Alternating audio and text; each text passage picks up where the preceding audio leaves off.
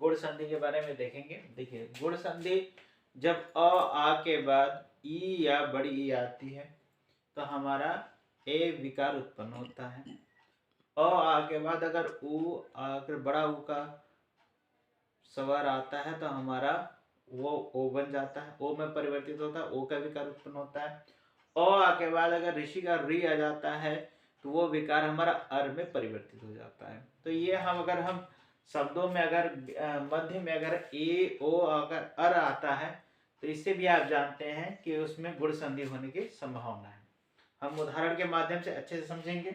देखिए पहले हम देखेंगे अ आ का जब संयोजन ई और बड़ी ई से होगा तो ए किस प्रकार का विकृति उत्पन्न होगा, किस प्रकार का विकार उत्पन्न होगा। देखेंगे पहले देवधन इंद्र। देवधन इंद्र में आप देखिए अ और ई दोनों का संयोजन है और दोनों के संयोजन से हमारा ए यानी देवेंद्र बन जाता है। आप देखेंगे मध्य में आपको ये विकार उत्पन्न होता हुआ दिखाई देगा। तो इस प्रकार से ये हमारा होता है।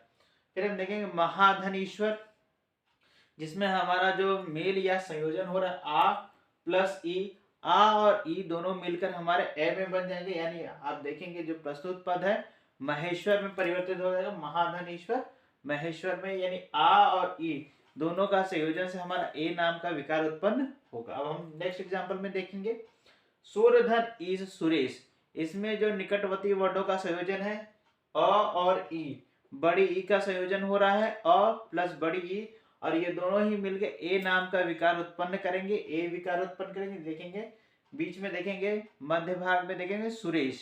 तो इस प्रकार से हमें ये समझ में आता है। फिर देखेंगे रमाधन ईश रमेश। यहाँ देखेंगे आ और ई ये दोनों ही निकटवर्ती मेल का वर्ण का संयोजन हो रहा है और इससे हमारा ए नाम की विकृति उत्पन्न हो रही है। तो देखेंगे रमाधन ईश यानी रमेश।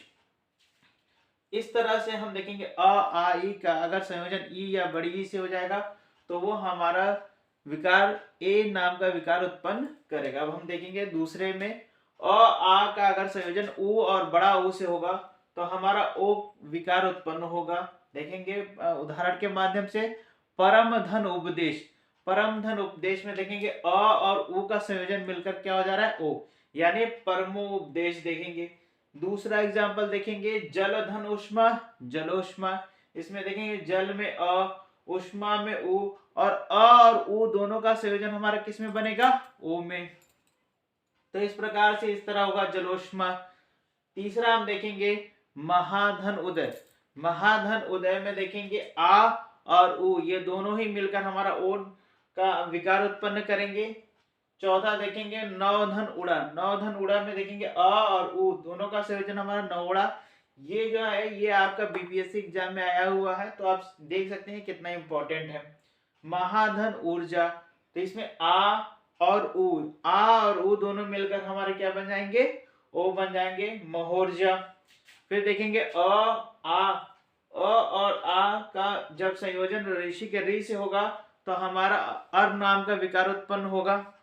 राजधन ऋषि राजर्षि, अ प्लस ऋषि का री ये दोनों ही मिलकर हमारा अर नाम का विकार उत्पन्न करेंगे। फिर दूसरे में देखेंगे ब्रह्माधन ऋषि ब्रह्मर्षि, आ और ऋषि का री ये दोनों ही मिलकर हमारा अर नाम का विकार उत्पन्न करेंगे। तो इस प्रकार से हम गुण संधि में देखते हैं अगर वाक्य शब्द के मध्य में ए ओ अर आ रहा है तो वहां पर गुण संधि होने की संभावना